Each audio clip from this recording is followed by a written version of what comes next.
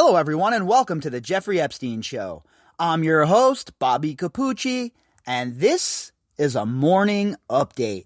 What's up, everybody, and greetings from Sin City. Hope you're all having a fantastic day so far, and I hope that your work week went by quickly.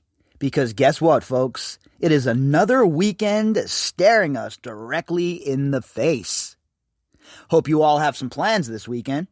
As for me, well, as you all know, whenever there's a gigantic UFC card like this, I don't do anything but sit on the couch on Saturday and make wagers. All right, maybe a couple of other things, right? But for the most part, that's what my day revolves around. And with a 15-fight UFC card staring me directly in the face, oh yeah, your boy is pumped. So as for the schedule for the show for this weekend, I'm thinking maybe just one show tomorrow, depending on the news. I say that now, it's tentative, obviously. If something cracks off, I'll definitely come back with the daily drop. But tomorrow, probably just the morning update. Considering I'm going to sit around all day, be fat, be degenerate, and be Italian. You know, most people get drunk or whatever. But me, I just have a gabagool hangover. You know what I mean? Too many Italian meats, too many sandwiches, too much sauce.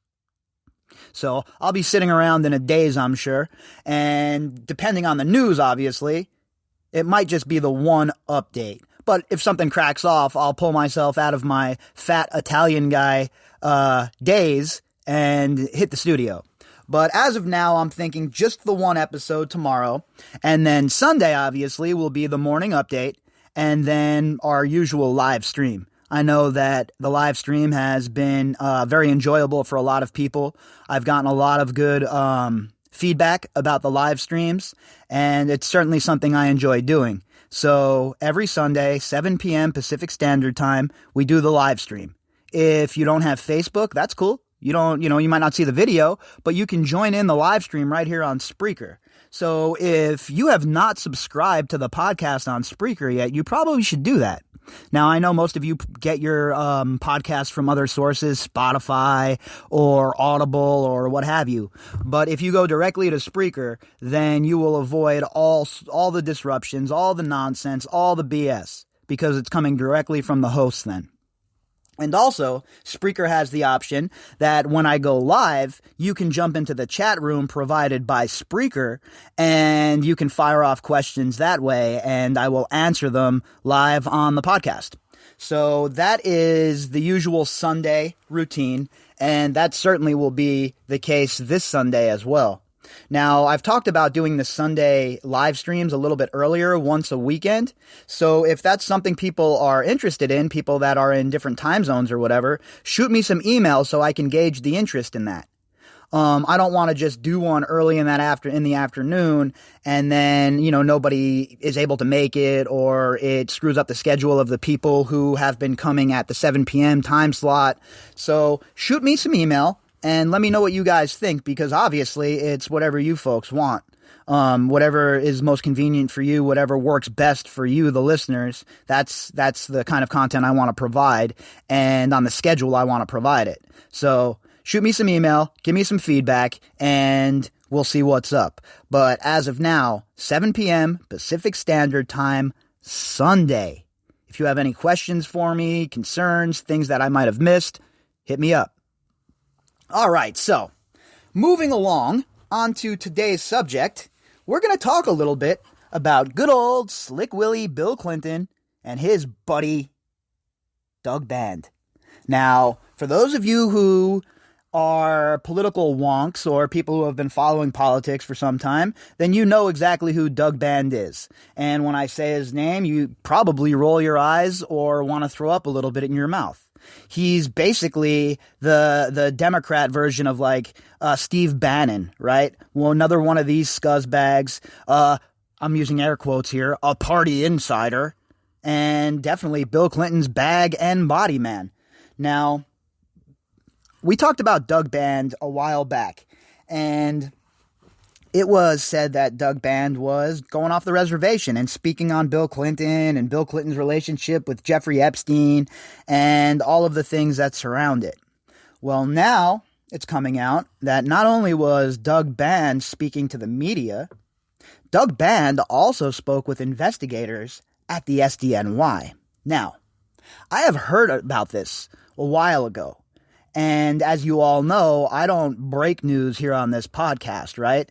And I couldn't independently confirm the rumors that I had heard from the people that I had heard them from. So obviously I wasn't going to talk about it here on the podcast. But now that Chris Spargo is coming out and dishing on this, I think it's the proper time to comment. And the where I heard this, the drizzles of this, I was curious to see if it panned out, to see if the people talking about it were legit. And sure as hell seems to be the case. Because you could say what you want about an outlet like Radar, but all you have to do is look at their work in the Epstein case, and especially Chris Spargo's work in the Epstein case, and you know that a story like this has legs. So we're going to dive into this story by Radar Online, and let's see what Chris Spargo and Radar has to say about Doug Band and his alleged meeting with the SDNY investigators. Headline: Bill Clinton bagman Doug Band provides evidence to feds investigating ties to Epstein, Madam Ghislaine Maxwell. So right away, right off the top, that's ominous. Now, you got Doug Band, who knows every secret that is possibly you could know about Bill Clinton, right? We got a guy who was one of the key components of starting the Clinton Global Initiative. We have a guy that was so powerful that he got into a row with Chelsea Clinton and still came out unscathed. So yeah, this is an insider. This is somebody who knows the intricacies of Bill Clinton and his life. And the fact that the legacy media isn't all over this speaks volumes, folks. It speaks volumes. What are they hiding? Who are they protecting? And why? This article, like I said, was authored by Chris Spargo. Bill Clinton's former body man turned aide, Doug Band, has turned whistleblower in the federal sex trafficking investigation involving Ghislaine Maxwell and Jeffrey Epstein, and provided Justice Department officials with evidence that could implicate his one-time boss. Look, we all know Bill Clinton is an absolute liar. And it's likely he's a predator from everything we have heard from all of these women who have come forward, all right? Now we're hearing that Doug Band, his dude, his guy, his insider, his numeral uno, is now speaking to the feds, or spoke to the feds, to the SDNY, about Bill Clinton and Jeffrey Epstein and Ghislaine Maxwell? This is exactly what I've been talking about. When was this going to happen? When was anybody going to start really digging in? Because it's very clear that the Bill Clinton, Hillary Clinton relationship with Jeffrey Epstein runs a lot deeper than the legacy media wants to let on. It runs a lot deeper than they're willing to explore. Remember, always remember what Nancy Pelosi's daughter said. You have to expect that this is going to involve some of our faves. Where's Nancy Pelosi's daughter with one of her documentaries about this? Where are all of the insiders? Where are all of the people that were out there yelling about Me Too for the last 4 or 5 years? Hypocrites, one and all. You see, folks, this isn't about political tribes. This is about right and wrong. And if you can't get your silly ideology out of the way when it comes to a situation such as this, then you, my friend, are the problem. The notoriously tight-lipped Band, 48, stunned Clinton world by agreeing to an interview with Gabriel Sherman for Vanity Fair's December issue. In addition to detailing his ties to Epstein and Maxwell, he also confirmed that the 42nd President of the United States visited Epstein at his hedonistic compound in the Caribbean, known to many as Pedophile Island. Wait, I thought he never went there. I thought that Mr. Bill Clinton, captain of morality, had never been to any of these properties. He was never at Zorro Ranch either, according to him, which is a lie. Again, the sources I spoke to face-to-face at Zorro confirmed that he was there. And it's the same story here. He gave that lame-ass response through his spokesperson when this all broke about how 4 times and such bullshit. And the legacy media has let him off the hook the whole entire time. Why? Because they didn't want to give the other side of the aisle, their quote-unquote enemies, any fodder to go after Biden or to go after Clinton during an election season. You see, folks, all that matters to them is power, not the fact that there were human trafficking rings running in our midst. None of that matters. All about power with the legacy media and making sure that their guy wins. Well, now that the election's over, okay, and Trump is an afterthought, can we now move on and start doing the work of the people? You know, what the fourth estate is supposed to do? But of course they won't. Instead, they'll continue down their path of divisiveness, and they'll forget to report on things that are really important to you.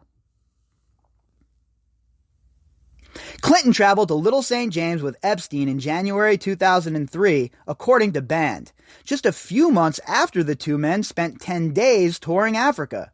So, I mean, what are you mean to tell me that they're just hanging out on this plane? Bill Clinton couldn't have found anybody else to be involved with on this tour? There's no other rich people that don't molest kids that could have provided a plane for him? See, it really comes down to this question for me. Bill Clinton, a known predator himself, is hanging out with another known predator. It's obvious that they're just fellow travelers at this point, right? And I'm not saying that Bill Clinton was abusing anybody on the island. There is no evidence of that, right? Zero evidence of that I have seen so far. What I am saying, though, is he's an absolute liar. He's been there. He was around. He enabled Epstein. And him and Jeffrey Epstein are as close could be, or at least were. The timing of Band's interview was a bit confounding. It landed a week after his juicy tell-all hit newsstands, and he later announced that he was stepping down from the consulting firm he founded to devote more time to his family, teaching, and some private investing projects. That's what they always say, right, when they're stepping down. Oh, I'm going to go spend some more time with my family. Oh, I got to go spend more time with my family. I haven't spent enough time with them. Well, we all know that that's usually just an excuse. What that usually means is they're being forced out, or something's coming down the pipe that they don't like that's going to embarrass them or their company. So they come up with this whole, I want to go spend time with my family nonsense. And then they ride off into the sunset with their golden parachute. Radar has now learned that it is also around this time that Clinton's bagman for close to 2 decades spoke with criminal investigators from the Southern District of New York. Bam! Yo, that's a big deal, folks. I mean, there's no way to sugarcoat that. That is a big, big deal. And I know a bunch of the attention was on Acosta and his relationship with Trump and Trump's relationship with Epstein, and it should have been. Trump was the president at that time. There should have been hard questions asked. There should have been tough investigative work done. But now, Trump is gone. He's an ex-president, just like Bill Clinton. So I think it's about time that we focus a little bit on what Bill Clinton did with Jeffrey Epstein as well. Because this story right here, folks, has legs, and it is only going to get bigger. I'm telling you right now. There is a lot more to come down the pipe about Bill Clinton. And the fact that him and Epstein were a lot closer than Clinton or the legacy media has been letting on. And you see it coming out in trickles now. And it's going to continue, folks. It's definitely going to continue. This makes him the first Epstein-Maxwell associate who is known to have cooperated with authorities in the most recent probes into the accused pedophiles. That's pretty close to accurate. I mean, we know that Adam Perry Lang also spoke with investigators. We don't know the context of either of these conversations, however, so let's not try and put the cart before the horse, right? We don't know all of the details. All that we do know is that a conversation most certainly took place between Doug Band and the investigators at the SDNY. Now, Chris Spargo here is confirming it, and like I said, I've heard whispers of this for a while now, but I couldn't independently confirm it. So I definitely believe that this story has legs. I believe that this story is the truth. And I also believe that Bill Clinton is about to have a lot more questions thrown at him. And if the legacy media won't do it, then we certainly will. Bann became fast friends with Epstein and Maxwell back in 2002, a time when he was at the height of his power due to his role as the key architect of Clinton's carrier post-White House career.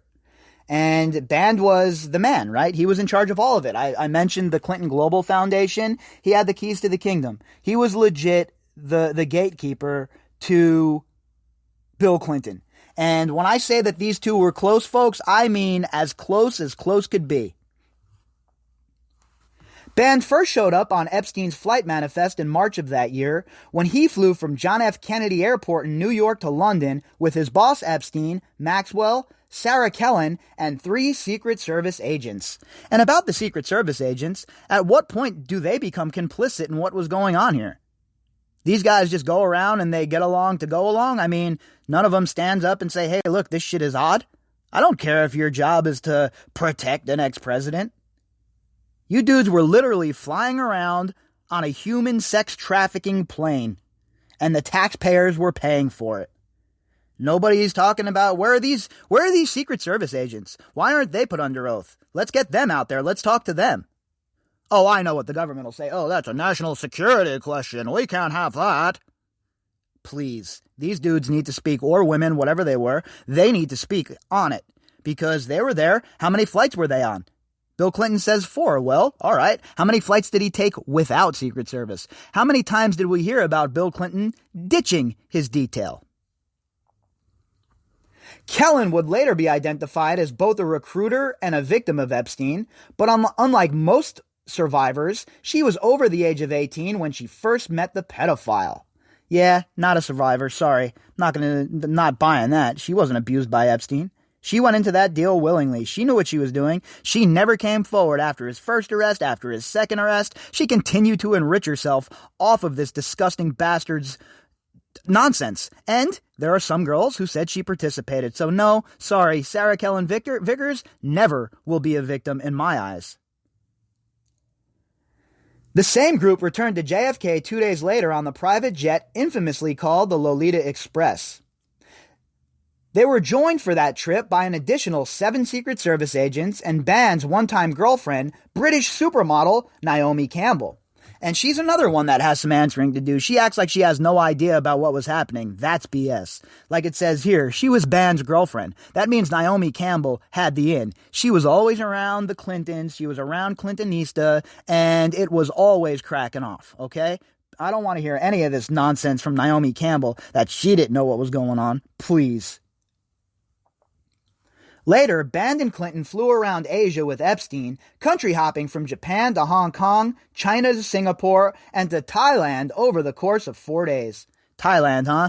You notice anytime they talk about Thailand, I get the chills. What are these dudes doing in Thailand, okay? We know what they're doing, all right? Let's not be coy here. We know what these sick bastards go to Thailand for. The men did not stay on with Epstein, as he then traveled to Brunei, Indonesia, Sri Lanka, and Dubai. Kellen and Maxwell again joined the men. Of course they did. Of course they did. Jeffrey Epstein couldn't go anywhere without his lieutenant, Sarah Kellen Vickers, Ghislaine's right-hand woman. Don't let anybody ever try and posit this lady as a victim. Please, give me a break. This lady was out here living her best life. Cars, all kinds of clothes, all kinds of money, all kinds of prestige. She didn't care about none of these girls that were being victimized. She was in on it. The most infamous of these trips, however, came in September of 2002, when Bann joined Epstein and Clinton as they made their way through Africa. Now, we've talked about that extensively. That was probably the most publicized trip, and for a while, the one that everybody was talking about, right? So, of course, my mind, I automatically think, oh, this is the one they want us to focus on. This is the trip that's disinformation. It's the other trips that I'm worried about. Much has been made of the fact that Hollywood stars Kevin Spacey and Chris Tucker were also on that trip. but it is likely the 4 other guests who were of interest to federal prosecutors, Kellen, Cindy Lopez, Shante Davies, and Andrea Mitrovich. So, again, we don't know what Doug Band was speaking on when investigators talked to him. But I will tell you this, it's certainly a promising bit of news to know that they're digging this deep. If they're digging into Doug Band, you have to think that a lot of other people are going to be called on the carpet, that a lot of other people have probably already spoken with the SDNY. Davies, though not underage, was another of Epstein's survivors. She would eventually recruit her younger sister for the pedophile and grew close to Clinton on the trip, as evidenced by a photo of her providing the former leader of the free world with a shoulder massage during an airport layover. Talk about bad optics. Imagine insert anyone that the media hates into that picture instead of Bill Clinton, who the media continues to protect for some reason, and imagine the uproar. Imagine that was Ted Cruz. It would be on. But since it's Bill Clinton, no big deal. It's okay. We're not going to go after him. It's okay. He's one of ours. And that's why the legacy media is such a joke. And that's why everybody is sickened by them. It's not just a left or right thing. Everybody's disgusted by it. The only people that are buying into it are the tribalists who read either side of the news to confirm their confirmation bias, to wrap themselves in the warm blanket of their echo chamber. Mitrovich was a ballerina who was in her very early 20s at the time. She too made a memorable impression on Band and his boss, as just a few years later, she went on to work with her new friends at the Clinton Foundation. Bill Clinton was not close to Jeffrey Epstein. Not at all. I mean, it's not like Jeffrey Epstein and Ghislaine Maxwell, especially Ghislaine Maxwell, her nephew, Alexander DeRossi, didn't benefit from this relationship by getting a job at the State Department, and I feel like I could speak on that, all right? Alexander DeRossi and I have very similar backgrounds as far as our schooling. There are plenty of capable people who could have taken that job at the State Department. It just so happens that it was Ghislaine Maxwell's nephew? Give me a break. Bill Clinton, Jeffrey Epstein, Ghislaine Maxwell, Hillary Clinton, a lot closer than everybody wants to talk about. But guess what? It's time to blow the doors off of that bullshit.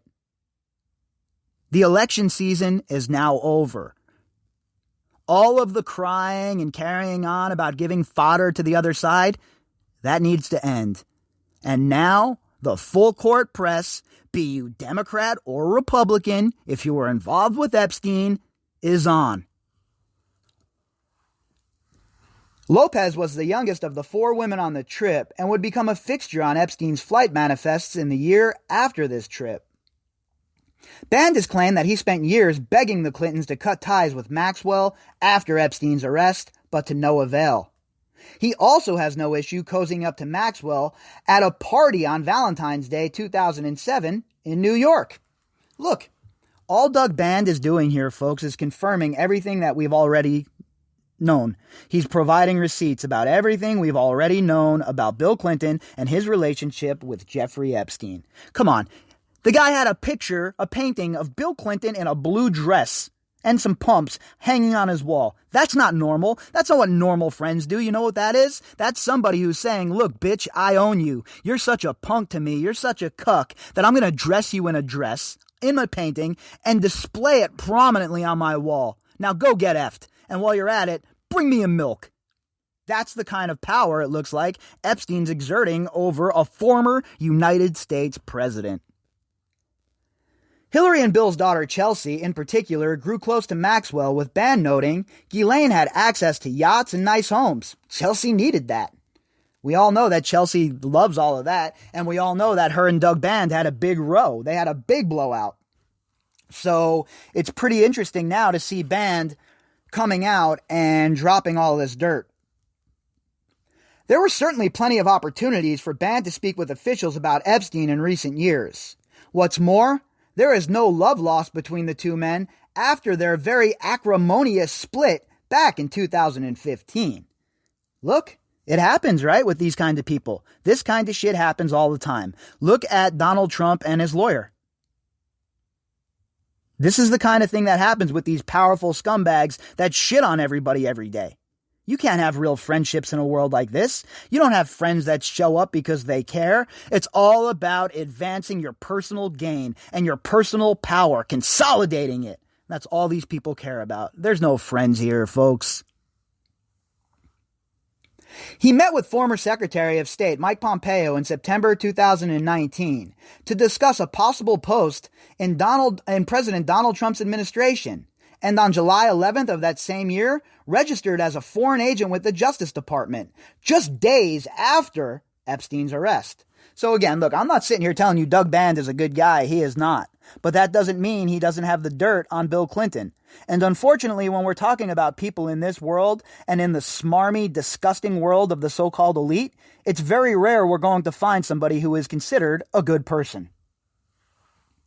That registration was tied to his work in Saudi Arabia on NEOM, the $500 billion effort to build a new city in that country that is being spearheaded by Saudi Crown Prince Mohammed bin Salman. So again, the ties to Saudi Arabia. Now, we have a lot of loose ties of Epstein and Saudi Arabia, and I'm working on some things about his relationship with the royal family in Saudi Arabia. Specifically, I'm looking at bin Talal and his relationship with Epstein. So I'll have a little bit more on that later on at a later date, and I'll be able to dish a little bit more on that. So we'll save that for then. That is the same country Epstein, the convicted sex offender and wealthy financier, pedophile, who was found dead in a Manhattan federal jail cell, was discovered to have entered multiple times using a fake passport.